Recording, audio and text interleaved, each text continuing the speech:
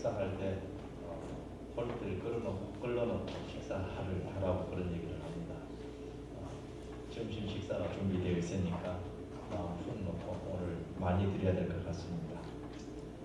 마음은 활짝 여시고 아멘으로 받아가시기를 주의 이름으로 부탁을 드립니다. 교회에는 여러 종류의 교인들이 있다고 합니다. 물론 충성하는 교인도 있고 여러 교인이 있는데 충성하는 교인들 가운데 이러한 교인들이 있다고 해서 제가 잠깐 뽑아봤습니다. 인력거 교인이 있고 감투 교인이 있고 핑계 교인이 있고 연중 행사 교인이 있고 훈수 교인이 있고 묵상 교인이 있고 유람선 교인이 있고 잠수 교인이 있다. 이런 얘기가 나왔습니다. 먼저 인력거 교인은 신방을 가가지고 끄집어내야만이 나오는 교인입니다. 다른 데는 안 오는데 꼭 신방을 가야만이 나오는 교인이죠. 감투 교회는 교회에서 감투를 안 주면 안 나오고 감투를 줘야 나오는 교인입니다. 요즘은 감투를 줘도 안 나오더라고요. 또 핑계 교인은 이런저런 핑계를 대면서 이리 빠지고 저리 빠지는 교인들입니다.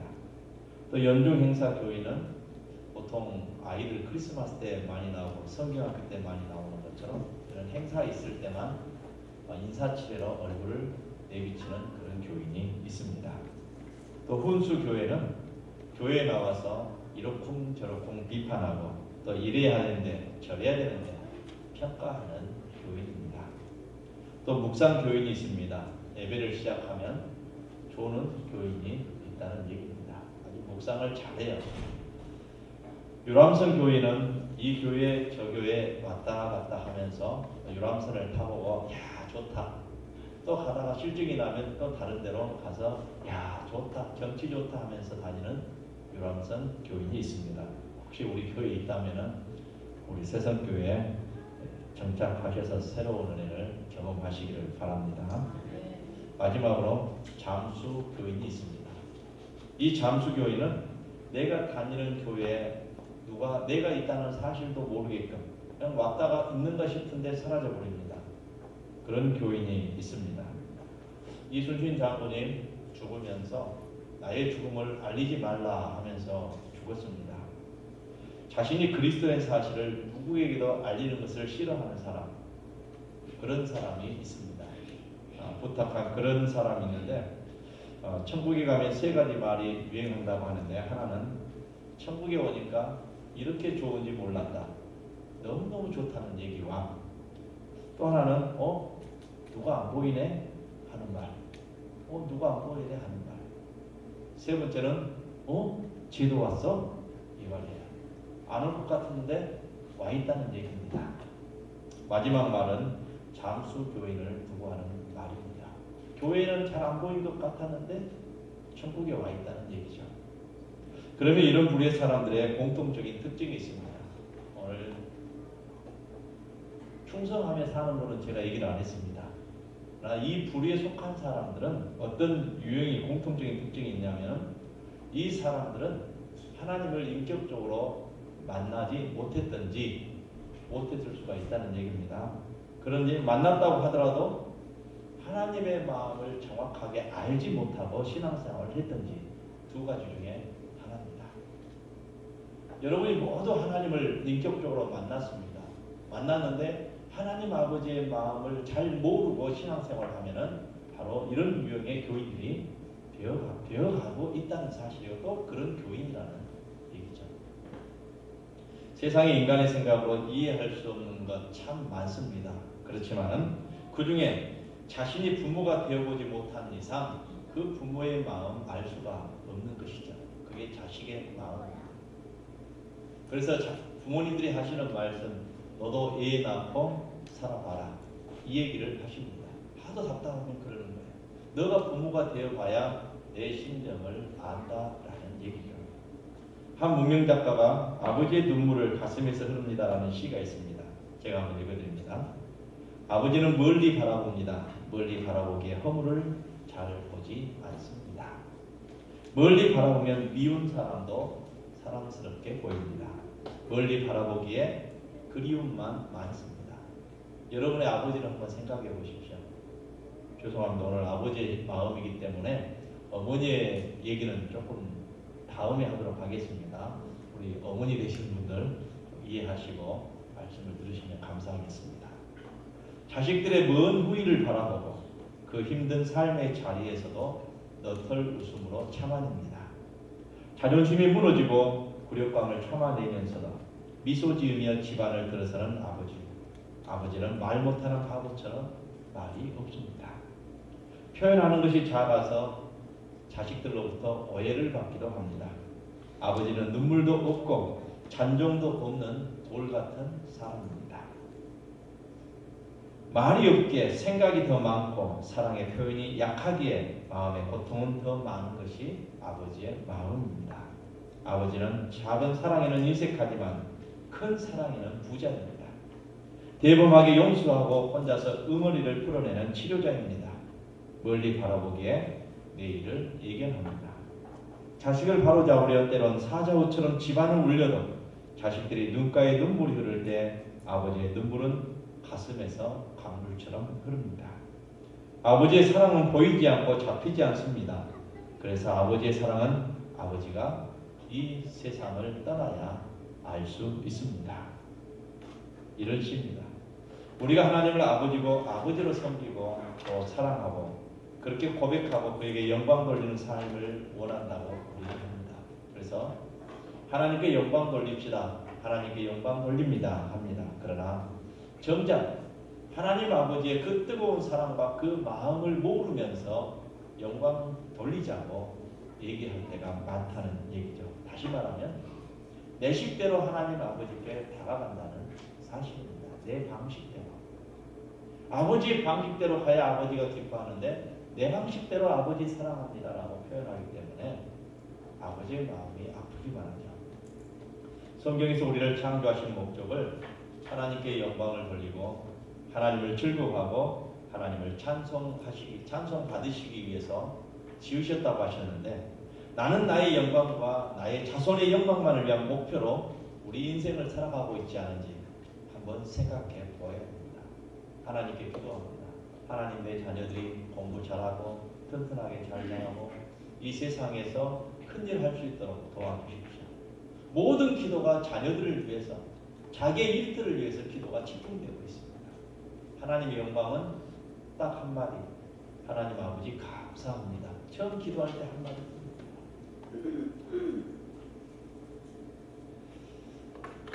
만약 이러한 목표만을 위해 우리가 살아간다면 우리는 그 목표를 이루기 위해서 더 중요한 가치가 있는 것 그것을 소홀히 하게 되고 평생토록 만족하지 못한 삶을 살다가 이 세상을 떠날 수밖에 없습니다.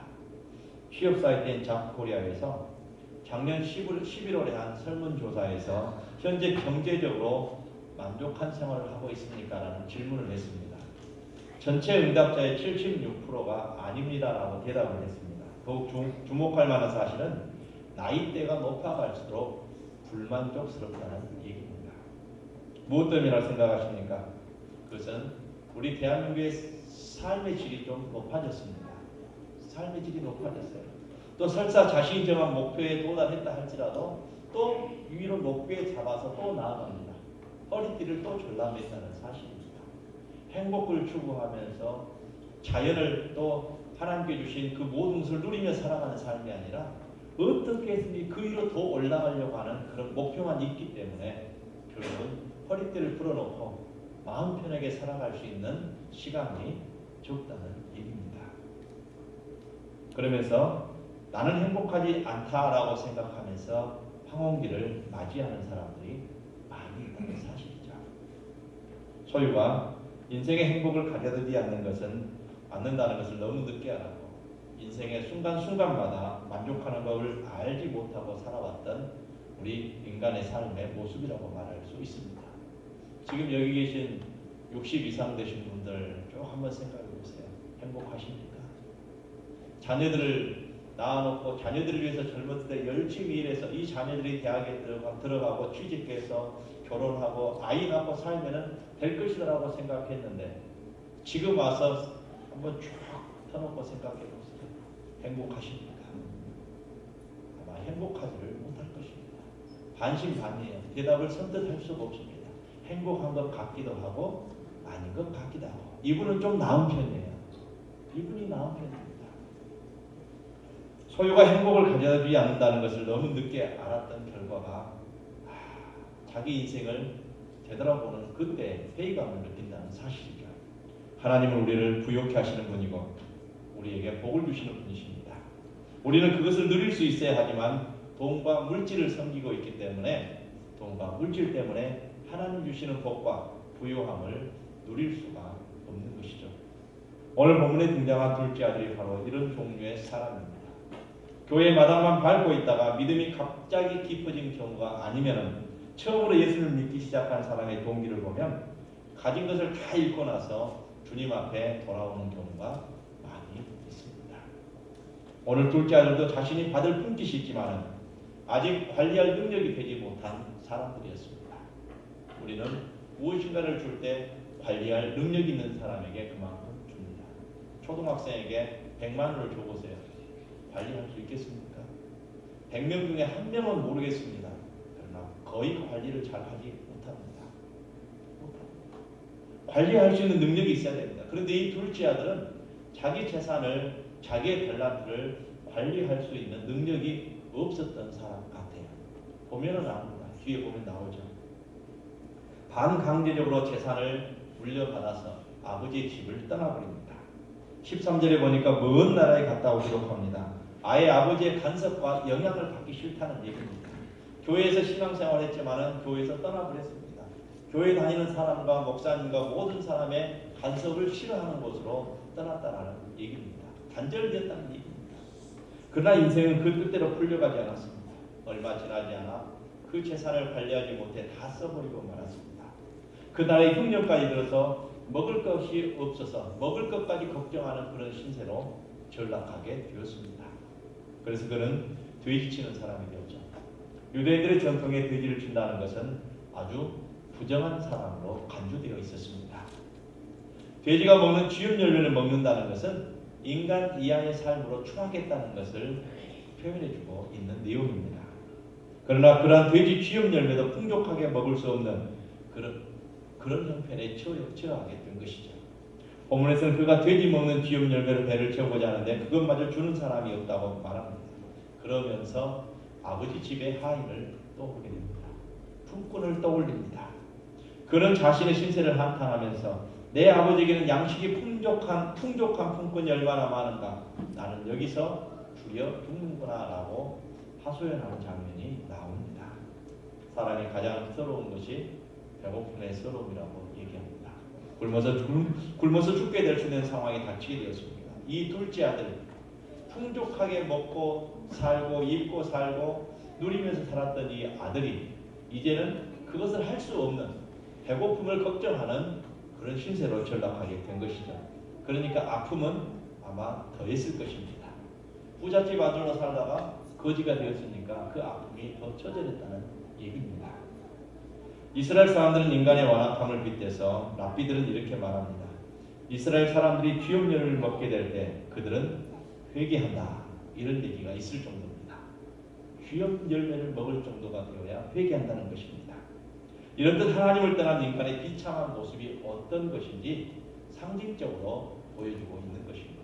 그래서 다시 말씀드리면 하나님을 떠난 사람은 바로 쥐염 열매도 먹지 못하고 사는 그런 인생이 된다는 그런 불쌍한 사람이 된다는 이야기입니다.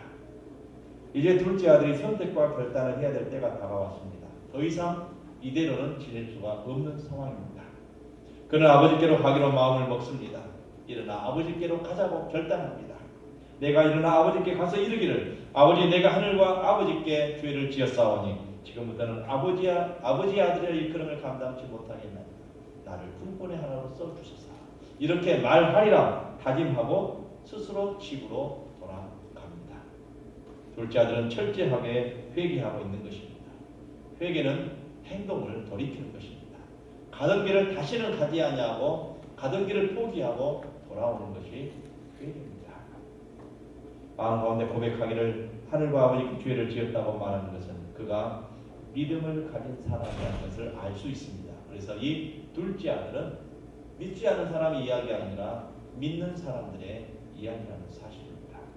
하나님께 먼저 지난날의 모습에 대해 철저하게 가슴을 치며 통곡하며 회개하는 아들입니다. 아버지가 수많은 품꾼을 부릴 정도로 넉넉한 삶을 살았기에 아버지 밑에서 부족함 없는 삶을 살다가 아버지를 떠났습니다. 아버지를 떠나서 많은 것을 잃어버렸습니다. 그러나 그 속에서 자기 자신을 제대로 찾는 이 둘째 아들의 모습을 우리가 발견하게 될 수 있습니다. 우리는 만족하는 법을 찾아야 됩니다. 소유와 가치의 기준이 뚜렷하고 이 정도면 나는 만족한다라는 목표의 한계점에 도달해서 거기에서는 자족하는 마음을 가지고 살아가야 된다는 사실입니다. 사도 바울은 모든 것을 자족하는 것을 배웠다고 말씀하고 있습니다. 심지어 자신이 비천에 처할 줄도 알고 풍부에 처할 줄도 알아서 모든 일, 곧 배부름과 배고픔과 풍부와 궁핍한 삶의 모든 모습에서 자족하는 일체의 비결을 배웠다고 사도 바울은 고백하고 있는 것이죠. 있는 것을 족한 줄로 알고 모든 것에 복음에 맞추어진 신앙생활, 복음에 맞추어진 일생을 살았다고 한다는 사실입니다. 내가 1억이 생겨도 복음에 맞추어진 신앙생활, 내가 100만 원밖에 없어도 복음에 맞추어진 생활, 내가 1000원밖에 없어도 복음에 맞추어진 생활을 하면서 자족함을 배웠다는 게 바로 사도 바울의 고백인 것입니다. 우리 성도 여러분, 내가 어떤 처지에서도 자족함을 알 수 있다면 그게 이 인생의 자족함이 아니라 바로 복음 안에서의 자족함을 내가 배우면서 실천한다면 우리는 어떤 처지에서도 감사하며 기뻐하며 살 수 있는 줄로 믿습니다. 빌립보서 3장 7절로 8절 말씀에 그러나 무엇이 내게 유익하다는 것을 내가 그리스도를 위하여 다 해로 여길 뿐더러 또한 모든 것을 해로 여기면 내 주 그리스도 예수를 아는 지식이 가장 보상하기 때문이라. 내가 그를 위하여 모든 것을 잃어버리고 배설물로 여기면 그리스도를 얻기 위함이다. 이렇게 말씀하고 있습니다.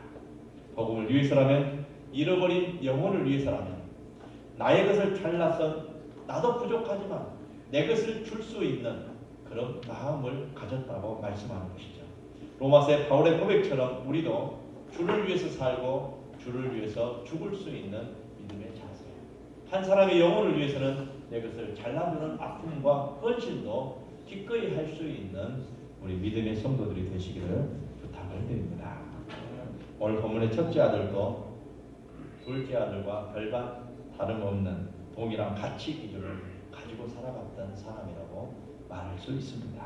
그 기준은 바로 자기 자신의 아버지께 물려받을 재산에 대한 얘기입니다. 그런데 사실은 둘째 아들에게만 재산을 준 것이 아니라 첫째 아들에게도 재산을 주었습니다. 본문에 보니까 각각 나누어 주었다고 말씀하고 있습니다. 그러니까 집에 있는 아들에게도 주었습니다. 그리고 집 나간 아들에게도 준 것이죠. 다만 집 나간 아들은 자기 마음껏 펑펑 쓰면서 살았고, 그리고 집에 있는 아들은 아끼면서 살았고, 이것이 아버지가 내게 주셨는데 이건 내 것이 아니고 아버지 것이다 라는 생각으로 살았던 거예요. 다만 생각 차이가 달랐을 뿐인 것입니다. 둘째 아들이 돌아오자 첫째 아들은 몹시 마음이 불편해졌습니다. 이 남은 재산은 분명히 내게 돌아올 것인데 이게 둘째 아들이 빈털터리로 돌아왔으니까 이 녀석을 또다시 아들로 받아주면은 또 재산을 또 나눠야 된다는 얘기가 나오는 겁니다. 손익 계산이 머릿속을 지금 어지럽게 하고 있는 상황입니다. 그런 아버지가 작은 아들을 단 한마디의 꾸중도 없이, 단 한마디의 책망도 없이 기뻐하고 즐거워하며 손에 가락지 끼우고 옷을 입히고 신발을 신겨서 아들로 받아주니까 몹시 불만이 많았습니다. 불만이 많은 정도가 아니라 노했다고 표현하고 있습니다. 아니 아버지, 나는 연애 동안 아버지를 섬기고 아버지 말을 잘 들었는데 내게는 염소 새끼 한 마리도 안 주었는데 이게 뭔 일입니까? 살찐 송아지를 잡다니요, 비싼 가락지를 끼워주다니요, 풍화구를 이고 잔치를 베풀고 옷을 입혀주다니요, 이게 어찌된 일입니까? 28절에 보니까 저가 노하여서 아버지가 버린 잔치에 들어가기를 즐겨 아니하고 라고 말하고 있습니다. 여기서 노했다라고 표현하고 있는데 원어적인 뜻은 벌컥 화를 냈다라는 그런 뜻입니다. 아버지한테 단순히 목소리를 높인 것이 아닙니다. 저 밑바닥에 있는 하인에게 화를 내듯이 아버지에게 화를 냈다는 그런 이야기입니다. 이걸 보면은 참으로 무례한 아들의 모습을 볼 볼 수가 있는 것이죠. 만약 오늘 본문의 작은 아들, 그러니까 동생이 돌아올 때 그렇게 거지 모습으로 돌아온 것이 아니라 금이 환영해가지고 선물도 많고 이렇게 왔더라면 이 큰아들은 어떻게 했겠습니까? 아마 상황이 반대로 되었을지도 모릅니다. 이러한 상황에서 아버지의 말에 진한 감동이 있습니다. 이 내 아들은 죽었다가 다시 살아났습니다. 내가 잃었다가 다시 얻은거라. 할렐루야. 둘째 아들은 그동안 아버지에게 한 번도 연락하지 않았습니다. 어떻게 사는지 말도 하지 않았습니다. 아버지의 속은 어떻게 됐습니까? 새까맣게 타 있는 상황입니다. 멀리서 오는 것을 보고 알아볼 정도였습니다. 아마 3년 동안, 3년이었다면 3년 동안 계속해서 거기만 바라보고 있었던 아버지일 것입니다. 거리가 먼데 아들이 오는 것을 아버지가 알아봤다는 사실입니다. 단지 돌아왔다는 것 하나만으로 이렇게 기뻐하고 즐거워하고 있는 아버지의 모습인 것이죠. 누가복음 15장 7절에 내가 너에게로니 이와 같이 죄인 한 사람이 회개하면 하늘에서는 회개할 것은 의인 99보다 9으로 말미암아 기뻐하는 것보다 더하리라. 이렇게 말씀하고 있습니다. 우리가 여기서 지금 40여 명이 예배드리는 것보다 한 명이 새로 오신 분이 믿지 않는 자가 또는 교회를 포기하고 신앙을 포기하고 나갔다가 돌아오는 사람이 있다면 그로 인하여 더 기뻐한다는 말씀입니다. 그러니까 기존에 예배드리면서 하나님께 예배드리는 신앙생활하는 성도들은 서운할 수도 있어요. 안 그렇습니까? 우리는 날마다 예배 드릴 때마다 와서 하나님을 찬양하고 영광 돌렸는데 별로 반응이 없어요. 그냥 좋아 이렇게만 계시다가 갑자기 누가 한 명 오니까 신발도 안 신고 막 뛰어내려가서 마당으로 내려가서 어서 오라고 이리 앉으라고. 그것도 상속으로 앉혀요. 자기 옆으로. 그럼 여러분 기분이 어떠겠어요? 좀 마음이 쇠하죠? 안 그렇겠습니까? 그러나 우리 아버지가 잃어버린 사람 한 명 찾아서 돌아오는 것, 이걸 너무너무 좋아하신다는 사실입니다. 그걸 우리가 소원해할 것이 아니라 우리도 함께 기뻐하고 즐거워하고 이제 조금 지나면은 그 잔치가 끝나면은 우리가 똑같은 자리에 앉는 거예요. 안 그렇습니까? 그런데 그걸 지금 소원해하고 있는 아들의 모습입니다. 그러한 아버지의 마음을 큰아들은 절대 이해할 수도 없었고 용납할 수도 없었습니다. 여러분 사실 누가복음 15장에 보니까 잃었다가 다시 찾은 양 비유가 나오죠. 양 한 마리 찾아갖고 오면서 이렇게 짊어지고 오면서 너무너무 기뻐하며 찬송하며 옵니다. 동네 사람들 다 불러 모읍니다. 잔치 벌렸습니다. 아마 그 잔치 벌일 때 어린 양뿐이겠습니다. 이 양은 놔두고 아마 큰 양이 몇 마리 죽었을 겁니다. 왜요? 잔치하는데 고기가 없으면 되겠습니까? 맨날 풀만 갖다가 먹이겠어요? 이 어린 양 하나 찾았는데 잔치 벌인 비용이 어린 양 한 마리 값보다 더 하나는 사실이에요. 그래야 뭐냐? 생각해보세요. 아마 큰 수컷, 염소며 이런 것들이 많이 죽었을 겁니다. 큰 집에 사람이 많은 동네 같으면 아마 송아지라도 아니면 소라도 한 마리 잡았을 겁니다. 이 양 한 마리 찾은 걸로 인하여 소를 죽일 수 있다는 얘기예요. 아버지 마음이 그거예요. 손해보는 일에 어떻게 보면은 계산상으로 보면은 그러나 이게 잃어버린 것을 찾는 그 기쁨을 아버지는 이렇게 대변해주고 있는 것입니다. 또 드라크마 보세요. 한 드라크마 10개 중에서 하나를 잃어버렸는데 그걸 먼지 하나 걸어가면 다 찾았어요. 그걸 찾아놓고 동네 사람들 불러서 잔치합니다. 이 드라크마가 얼마겠어요? 100만 원이요? 100만 원이라면 잔치 벌일 값은 1000만 원어치 잔치를 벌이는 겁니다. 이게 아버지의 마음입니다. 그런 아버지의 마음을 이해할 수도 없고 용납할 수도 없는 것이 바로 큰아들의 모습이었습니다. 사실 본문의 큰아들은 오늘을 살아가는 우리 자신이 될 수도 있습니다. 우리는 돌아온 탕자에 비해서 작은아들은 못돼 먹었고 큰아들은 그나마 낫다고 생각할지 모릅니다. 오히려 큰아들은 더욱더 깊은 자기만의 세상을 가지고 사는 바리새인의 모습이라고 말할 수도 있습니다. 큰아들이 오래도록 아버지와 함께 먹고 일하고 같이 일했고 같이 잠자고 같이 생활하지만 알지 못하는 한 가지가 있었습니다. 31절 보면요. 아버지가 이르되 예 너는 나와 함께 있었으니 내 것이 다 네 것이로되. 다 네 것이다 이거예요. 그러니까 자신이 큰아들로서 아버지로부터 유업을 이어받을 것이기에 아버지의 모든 재산이 다 자신의 것이 된다는 것, 이 사실을 잘 모르고 있었던 거예요. 잘 모르고 있었어요. 사랑하는 성도 여러분, 우리는 하늘의 유업을 이어받을 사람인 줄로 믿습니다. 갈라디아서 4장 7절에 그러므로 네가 이후로는 종이 아니요 아들이니 아들이니 하나님으로 말미암아 유업을 받을 자니라 라고 말씀하고 있습니다. 하나님의 나라에서만 유업을 받는 것이 아닙니다. 바울은 에베소서 3장 20절에서 우리의 하나님은 우리 가운데서 역사하시는 능력대로 우리가 구하거나 생각하는 모든 것에 더 넘치도록 능히 하실 이에게라고 하나님에 대해 고백하고 있습니다. 또 빌립보서 4장 19절에서도 나의 하나님이 그리스도 예수 안에서 영광 가운데 그 풍성한 대로 너희 모든 쓸 것을 채우시리라. 이 확신의 말씀을 우리에게 주고 있습니다. 그렇습니다. 하나님은 우리의 필요에 민감하신 하나님이십니다. 그때그때 적절하게 사용하시는 분이 하나님이십니다. 그리고 하나님께서 자신을 가리켜 우리가 하나님을 향하여 아버지라고 부르도록 허락을 하셨습니다. 그것이 그분의 것이 누구 겁니까? 우리의 것이고 우리의 것이 그분의 것인 것이죠. 우리는 창조주시고 전능자이신 하나님의 호적의 기록이 된 또 기재가 된 하나님의 아들이 되는 줄로 믿습니다. 그나들은 아버지의 것이 자신의 된다는 것을 잘 몰랐고 그래서 그걸 누리지 못했고 그걸 사용하지 못했던 것입니다. 그러게 더욱더 돈의 인생의 가치를 두고 살아가는 존재가 된 것이죠. 그래서 그는 아버지의 것을 일만 할 줄 알았지 그것을 어떻게 해서 늘리고 어떻게 사용하고 어떻게 해야 될지를 몰랐던 사람인 것입니다.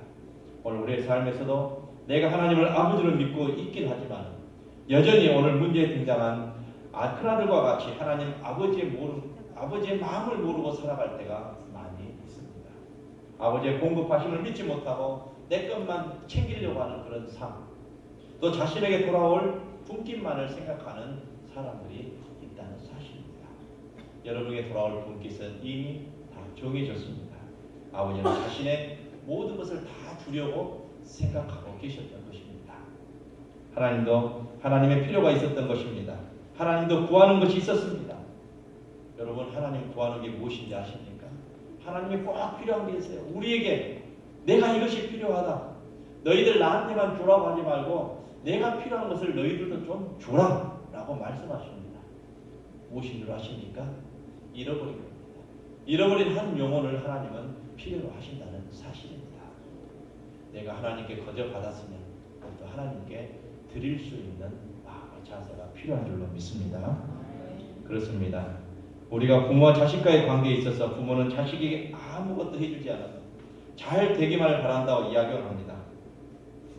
어머니 이거 해드릴까요? 아니 나 필요 없어. 너희 자식들 이거 해주고 왜? 나 필요 없어. 그러나 부모에게도 필요한 것이 있다고 한다는 사실이에요. 그런데 때론 부모님만이 갖고 싶은 것이 있다는 것입니다. 우리 아들이 잘 되고 우리 딸이 잘 되는 것에 기쁨을 느끼고 행복해 하시지만 손주들이 잘 되는 것에 기뻐하시지만은 부모로서 말 못할 무엇인가의 필요를 가지고 계신다는 사실입니다. 오늘 큰아들은 오래도록 아버지와 살면서 그 아버지의 마음과 그 아버지의 필요를 전혀 알지 못했던 것입니다. 동생이 집을 나갔습니다. 동생이 어떻게 살고 있는지 큰아들은 정보를 아마 아버지에게 제공했어야만 했을 것입니다. 그러나 큰아들은 알고 있었어요. 오늘 본문에 보니까 큰아들은 동생이 어떻게 살고 있는지 다 알고 있었던 사람입니다. 모르겠습니까? 큰아들은 이 정도의 마음을 가진 사람은 동생이 가서 그냥 쫄딱 망해버리라 아마 이런 저주도 했을 것입니다. 속으로. 그래서 작은 아들이 돌아왔을 때 큰아들은 이렇게 얘기합니다. 창기와 함께 다 먹어버린다. 그러니까 말하자면 동생이 창기와 함께 놀아난 것을 이미 알고 있었던 큰아들입니다. 정보를 다 수집했습니다. 그런 아들이 돌아오니까 잔치 벌린 것에서 불만을 표출할 수밖에 없었던 것이죠. 종이 얘기할 때 동생이 돌아왔습니다. 그래? 어떻게? 부자가 되어서 왔어? 몰랐다면 어떻게 돌아왔어? 성공했어? 이렇게 얘기할 거 아니에요. 그러나 화부터 내기 시작합니다. 그나들은 오래도록 아버지와 살면서 그 아버지의 마음과 그 필요를 전혀 알지 못했던 사람이죠. 둘째 아들도 마찬가지입니다. 둘째 아들 일찍이 세상의 돈의 가치에 눈이 멀었고 끝없이 기다리고 계신 아버지의 사랑과 용서를 이해하지를 못했습니다. 이것은 오늘날 믿음 안에서 거하면서 하나님 아버지의 마음을 전혀 알지 못하고 살아가는 우리들의 모습, 그리스도인들의 모습이라고 말할 수 있습니다. 그리고 인생의 가치를 하나님 아버지의 나라에 두지 아니하고 이 세상에 두고 살아가는 그런 그리스도인이라고 말할 수 있습니다. 우리의 삶의 기준은 복음이어야 됩니다. 우리의 삶의 가치는 예수 그리스도여야 합니다. 천국이어야 합니다. 우리의 삶이 하나님 나라와 전혀 무관하게 산다면 우리가 이 땅에서 누리고 가졌던 모든 것은 나의 생명이 사라짐과 동시에 다 사라져버리고 마는 것입니다. 하나님은 천국의 보화를 쌓아두라고 말씀하십니다. 세상의 가치를 두고 세상을 선택하며 살아가는 사람이 있고 천국의 가치를 두지만 세상을 선택하며 살아가는 사람이 있습니다. 또 천국의 가치를 두고 천국을 선택하며 살아가는 사람이 있습니다. 우리는 큰아들이 되어서도 안 되고 작은 아들이 되어서도 안 됩니다. 하나님 아버지의 마음을 아는 하나님의 자녀가 되시기를 부탁을 드립니다. 하나님의 마음은 어디에 있을까요? 하나님의 눈물은 어디에 있을까요? 첫째는 가장 복음이 필요한 그 사람 옆에 있습니다. 여러분이 생각해보세요. 가장 복음이 필요한 그 사람 곁에 있다는 사실입니다. 그리고 그 다음은 그 복음을 전해줄 수 있는 그 사람에게 있습니다. 하나님은 디모데후서 4장 5절에 그러나 너는 모든 일에 신중하여 고난을 받으며 전도자와 일을 하며 내 직무를 다하라고 말씀합니다. 직무, 직업은 자기 일에 최선을 다하는 자. 다시 말하면 전도자 일을 하면서 복음을 전하면서 내 직무를 다하라고 말합니다. 직장에 가서도 전도자 일을 해야 됩니다. 직무를 다하면서 또 일터에 가서 마찬가지예요. 목욕탕에 가더라도 마찬가지입니다. 놀면서도 마찬가지입니다. 전도자의 일을 다 할 수 있어야 합니다. 거기에는 때론 고난과 고통이 있을 수 있습니다. 그것은 결단코 우리에게 손해를 주는 고난이 아니라 우리를 어둡게 하는 고난이 아니라고 한다는 사실입니다. 다니엘 12장 3절에 지혜 있는 자는 궁창의 빛과 같이 빛날 것이요 많은 사람을 옳은 대로 돌아오게 하는 자는 별과 같이 영원토록 빛나리라 이렇게 말씀하셨습니다. 히브리서 11장에는 복음을 위하여 영광스러운 고난을 당했던 사람을 소개하고 있는데 어떤 이들은 희롱을 당하기도 했고 채찍도 맞았습니다. 어떤 이들은 결박했고 어떤 옥에 갇히는 일도 있었습니다. 또 돌로 치는 것과 톱으로 켜는 것과 시험과 칼에 죽는 것을 당하고 양과 염소의 가죽을 입고 유리하여 궁핍과 환난과 확대를 받은 사람도 있습니다. 이들의 모습에 대해 성경은 하나님께서 이들을 위해서 더 좋은 것을 예비해 두셨다고 말씀하십니다. 사랑하는 성도 여러분, 복음을 위해 어떤 헌신과 어떤 희생과 어떤 부끄러운 대가를 지불했다면 그것은 반드시 하나님의 보상과 상급이 있다는 사실을 믿으시고 하나님의 마음에 아버지의 마음을 알고 그 마음을 흡족하게 해드리는 우리 성도 여러분들 되시기를 주님의 이름으로 축원해 드립니다. 기도하겠습니다. 아버지 하나님 감사합니다. 주의 약속은 어떤 이들이 더디다고 생각하는 것 같이 더딘 것이 아니라 오직 주께서는 너희를 위하여 오래 참으사 아무도 멸망하지 아니하고 다 회개하게 이르기를 원하신다고 말씀하셨습니다. 내가 누군가의 복음을 들었다면 이제 나 또한 다른 사람에게 그 복음을 전해하는 사명이 있음을 깨달아 알게 하시고 하나님께서 찾고 계시는 그 단 한 영혼을 위해 우리의 시간과 물질의 대가를 값없이 지불할 수 있는 넉넉한 마음을 허락하여 주시옵소서. 적어도 나를 알고 있는 주위의 사람들은 나를 통해 단 한 번이라도 복음을 들을 수 있도록 우리에게 전할 수 있는 담대한 마음을 주시옵소서. 아버지의 마음, 한 영혼이 돌아오는 것, 그걸 기뻐하고 즐거워하는 아버지의 마음을 깨달아 알게 하시고 아버지 하나님을 기쁘시게 하며 즐겁게 하는 우리 성도들의 삶이 되게 하여 주옵소서. 이 싸움이 예수님의 이름으로 기도하옵나이다. 아멘. 여호와는 내게 복을 주시고 너를 지키시기를 원하며 여호와는 그의 얼굴을 내게 비추사 은혜 베푸시기를 원하며 여호와는 그 얼굴을 내게로 향하여 드사 평강 주시기를 원하노라. 아멘.